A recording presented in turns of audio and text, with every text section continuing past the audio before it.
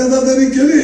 आमचं सांगितलं की आमची गल्ली मी सोडायला तयार नाही, बाहेर जायची माझी मानसिकता नाही. हे इतक्या लहानपणापासून राहतोय. शेत बोलल्यात खाटी गल्ली, देवी गल्ली, माळी गल्ली, हे सगळे मागच्या बाजूला वडोल गल्ली आणि त्यात माझं घर. पण हे घर जरी एक असलं तर माझ्यासारखा कार्यकर्ता की मला जे कार्यकर्त्यांचं या ठिकाणी जे मिळालं, सहकार्य मिळालं, ते कुणालाही मिळू शकत नाही असं सहकार्य मिळालं. एक से एक नावं मला सांगता येते. आज धनंजय बापू वाशिमची आठवण येते, श्रीकांत स्वामीची आठवण येते.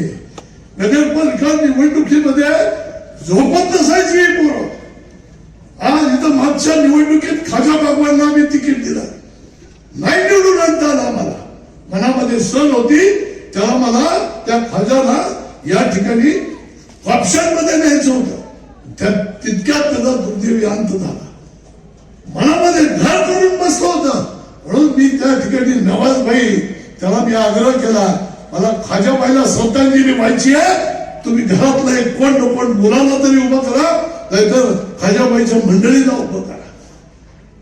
सामान्य कार्यकर्त्याला पुढे आणलं. 10-12 लोक आजपर्यंत अध्यक्ष केली, अनेक लोक नगरसेवक केली. कधी कुणाचं जात बघितलं नाही, पात बघितलं नाही. पैशाचा तर विषयच नाही.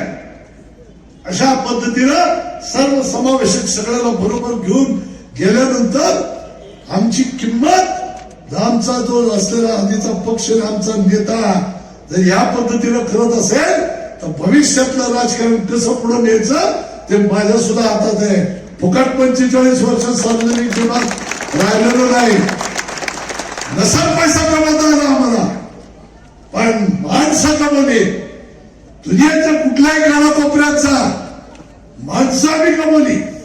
त्यामुळे काय माणसाची ताकद असते येणाऱ्या काळामध्ये दाखवून देईल.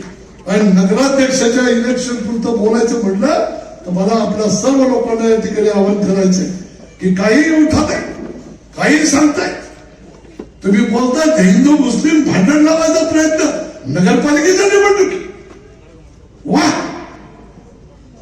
अरे 35 वर्ष या ठिकाणी मुस्लिमांचा रोजा इफ्तार पार्टी करायला सुद्धा बंद होऊ दिली नाही.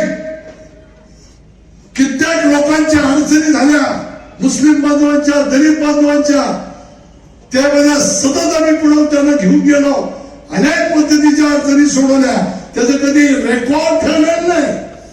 तुमच्याकडे रेकॉर्ड असतं. मी केलेलं काम विसरून जातो.